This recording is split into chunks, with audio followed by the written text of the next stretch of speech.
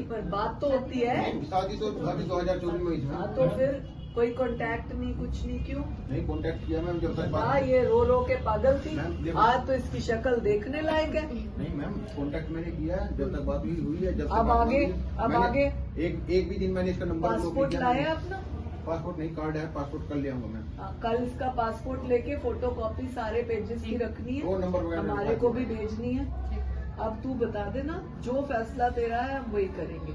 Ma'am देखो घर बसाना चाहती हूँ मैम, ये रोज घर बसाने का तो ये है कि ये वापस जाएगा कि नहीं? नहीं मैम, अब यहीं रहेगा बस। फिर मैम ये है कि रोज तो काम होते नहीं, शादी की नहीं इसकी हो सकती ना मेरी, कि आज कहीं और कर दी, परसों कहीं और। ठीक बात है। आज देखो इसने मैं बुरी लग रही हूँ, कल ना क्या पता इसके पास मेरे से बुरी आ जाए, पता लगा टाइम का? ये बताओ तेरा क्या मन है? देखिए, एक बहुत दर्द का विषय पिछले कई दिनों से हमारे सामने आया कि यहाँ पर हरियाणा पंजाब के बच्चों में आपसी शादियों के बाद एनआरआई केसेस बढ़े। पिछले दिनों हम करनाल हियरिंग सेशन के लिए आए, वहाँ पर हमारे पास एक केस आया। जो लड़का साइप्रस चला गया था, उसने लड़की का नंबर ब्लॉक कर दिया, एड्रेस ब्लॉक कर दिए। उस लड़की को पता नहीं वो कहाँ पर है, किस किस हाल में है, और ये लड़की यहाँ पर कई वर्षों से परेशान थी। कमीशन के पास जब ये कंप्लेंट आई, हमने उस लड़के से वीडियो पर कॉल करा, उसके पेरेंट्स को बुलाया, जो हमारी कार्रवाई बनती है हमने वो की। इन जुडिक्शंस ऑफ लीगल पैरामीटर्स हमने वो सारी बात की। उससे हमने 1 महीने के अंदर स्वयं आने की बात की, अदरवाइज हम डिपोर्ट करने के ऊपर काम करेंगे।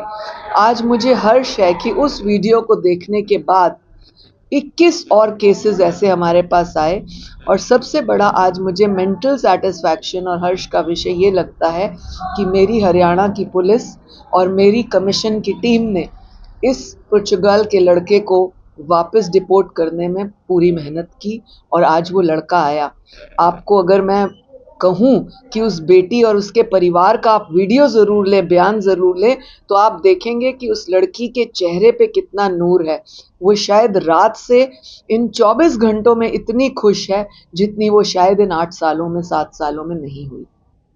इसके साथ साथ मैम एक चीज सामने आई कि डंकी की बात लगातार हो रही है, और अमेरिका ने जो किया है तो कैसे देखते हैं पूरे इशू को? देखिए, डंकी वीज़ा पर जाने वाले और भेजने वाले, ख़ास तौर से वो जो डीलर्स हैं, ये बहुत गलत काम करते हैं, क्योंकि ये पैसे की लालच में 2 परिवारों को ख़राब करते हैं। जो लड़के वहाँ जाना चाहते हैं, उनके माता पिता को तो पता होता है उनका बेटा कहाँ है, वो बातचीत भी करते हैं, परंतु जिस लड़की के साथ यहाँ शादी का ढोंग करके, शादी करके उसे प्रेग्नेंट करके 5-5, 7-7, 8-8 साल से गायब है और उन बेटियों को दर बदर की ठोकरें खानी पड़ रही है, ये बहुत दुखद है।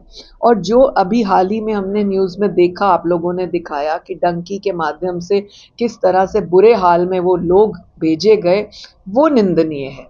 लेकिन जो एजेंट इनको भेजते हैं वो उतने ही गुनहगार है जितने कि उस गवर्नमेंट ने, जिन्होंने इनको बेड़ियों में इस तरह से जकड़ा है और भेजा है। इसके साथ एक चीज और सामने आई है, इसमें जो मेन एजेंट होता है वही 8 से 10 लाख रुपए रहता है, बीच में कुछ ही पैसे जाते हैं, इस वजह से लोग ज्यादा परेशान। देखिए, एक विषय ये है कि पैसा कितना लगा, किस तरीके से लगा। हमने बहुत सारे केसेस ऐसे भी सुने जिनमें लड़की से शादी करके लड़की के फादर का 1 किला 2 किला जितनी भी ज़मीन होती है वो दहेज के रूप में या बेच कर लड़के को भेजने के बिजनेस के रूप में मांगने की बात करते हैं। ऐसे भी केसेस हैं, और वो लड़की का फादर, लड़की का भाई, उसका परिवार एकदम हताश हो जाता है, बिल्कुल ज़मीन पर आ जाता है, कंगाल हो जाता है। अभी मैं इनको दोनों को बिठा के सुनूंगी क्या कारण था वो इस तरह से छोड़ के गया। लड़की की जो मंशा होगी वो दोबारा उसी लड़के के साथ घर कंटिन्यू करना चाहती है, छोड़ना चाहती है। जो भी कार्रवाई उनके खिलाफ बनती है, जो उसने लड़की के इतने वर्ष खराब किए, इसके ऊपर अभी हम विचार करेंगे। लड़के डिपोर्ट भी कराए हैं, और मैं उस विषय को ज़रूर आपके सामने रखना चाहूँगी कि जब हमने करनाल की ये बात की थी तो एक वीडियो बहुत वायरल की, और कुछ लोगों ने हमारे सरकार को, हम लोगों को नेगेटिव थॉट्स में बोलते हुए कि हम कानून को ऊपर कानून से खुद को ज़्यादा ऊपर समझते हैं, पर मैं जानती थी कि उस लड़की के आंसू क्या बोल रहे हैं। आज वो लड़का आ गया है, लड़की खुश है, इससे ज़्यादा हमें कोई ना शाबाशी चाहिए ना थैंक्स चाहिए। हम सिर्फ उनको मिलाना चाहते थे, आगे उनका डिसीजन के माध्यम से गई। उसकी मदर, उसके फादर नहीं थे, ब्रदर नहीं था, मदर ने अपनी 2 या 2.5 किले ज़मीन उस बच्ची को भेजने के लिए उसको यूके भेजा। बच्ची की ज़िद थी कि मैं वहाँ पढ़ना चाहती हूँ। 9 दिनों तक बच्ची का फ़ोन छीना गया, फ़ोन नहीं आया और 9 दिनों तक उसके साथ फिज़िकल मिसयूज़ हुआ। जब उस माँ ने हमें रिपोर्ट किया और वो रोती हुई हमारे पास आई, तब हमने उस डीलर के खिलाफ कार्रवाई की। और जब हमने डीलर पर सख्ताई की, तब उसने बताया कि वो लड़की यूके में है और ये उसका नंबर है। उसने अपने साथी को कॉल के फिर माँ और बेटी को मिलवाया। आज वो वहाँ रहना चाहती है, बेटी माँ के पास आना चाहती है, हमारा विषय नहीं है। माँ और बेटी को मिलाने तक हमारा विषय था। अब वो कैसे रहना चाहते हैं उनका विषय, परंतु इस तरह से डीलर्स करते हैं कि अननोन प्लेसेस पर भेज के, और उनके साथ फिजिकल टॉर्चर भी होता है। इस मामले में आगे की